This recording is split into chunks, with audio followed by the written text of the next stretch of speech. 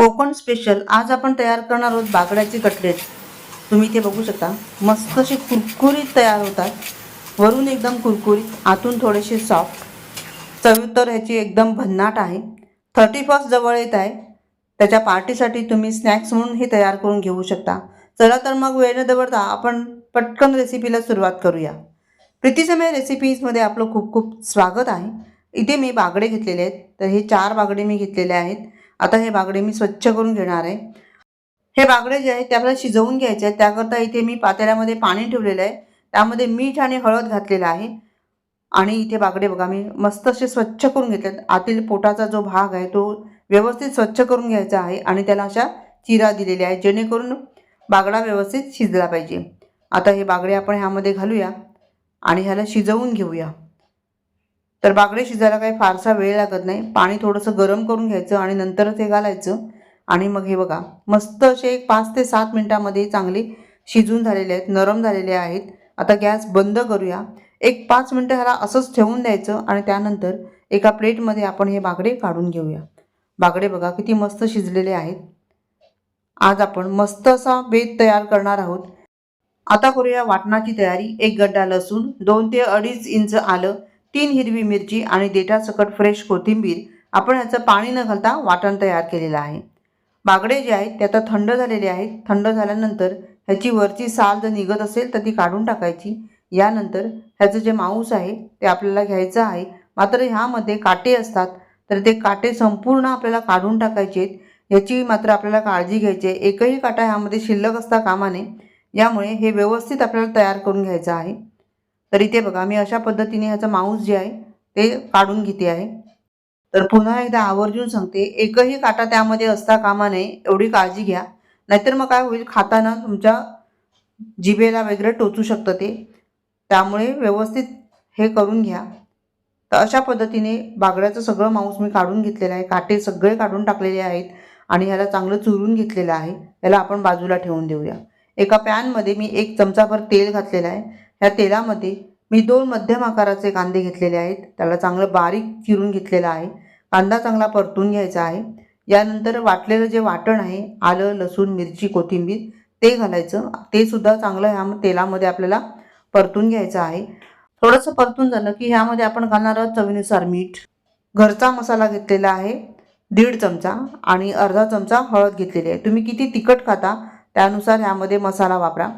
आणि आता हे सगळं व्यवस्थित परतून घ्यायचं आहे। तर हा मसाला तयार करताना एक गोष्ट लक्षात घ्यायची आहे की भरपूर तेल घालायचं नाहीये।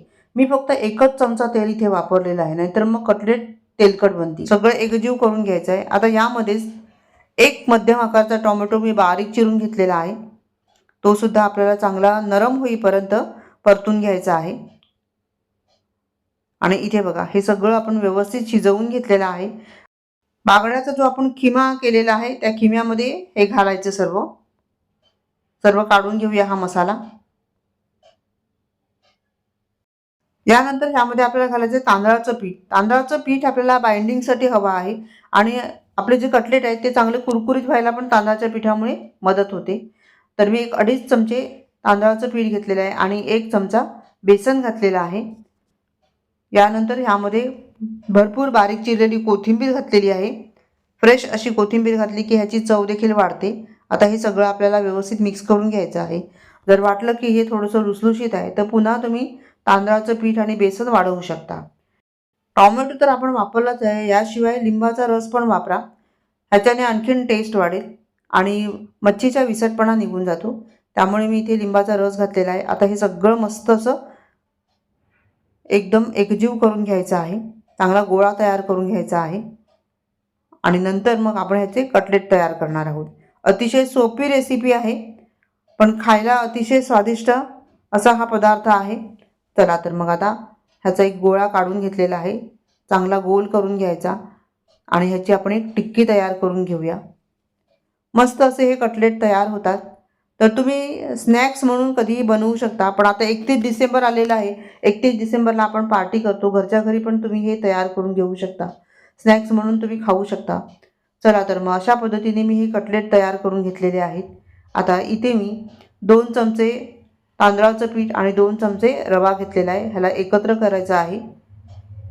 आणि यानंतर हे कटलेट जे आहेत ते चांगले ह्याच्यात घोळवून घ्यायचे, म्हणजे हे मस्त असे अजून कुरकुरीत तयार होतील. तर या पद्धतीने सर्वच कटलेट मी तयार करून घेते. इथे सर्वच कटलेट मी तयार करून घेतलेले आहेत. आता आपल्याला ह्याला फ्राय करून घ्यायचं आहे. तर इथे आपण शॅलो फ्राय करणार आहोत. मस्त असं तेलामध्ये मध्यम आचेवर ह्याला आपण फ्राय करून घेऊया. दोन्ही साईडने चांगलं क्रिस्पी होईपर्यंत आपल्याला ह्याला मस्त असं तळून घ्यायचं आहे. तर तुम्ही पाहू शकता एक साईड ह्याची मस्त अशी क्रिस्पी झालेली आहे, चांगला सोनेरी रंग आलेला आहे. आता दुसरी साईड पण आपण व्यवस्थित तयार करून घेऊया, म्हणजे मग आपले कटलेट जे आहेत ते मस्त असे तयार होतील. चला तर मग दोन्ही साईडने मी ह्याला चांगलं असं खरपूस तळून घेतलेलं आहे. आता याला आपण प्लेटमध्ये काढून घेऊया. रेसिपी आवडली तर लाईक आणि कमेंट करायला मात्र विसरू नका. पुन्हा भेटूया अशाच एका छान नवीन रेसिपीसह. धन्यवाद.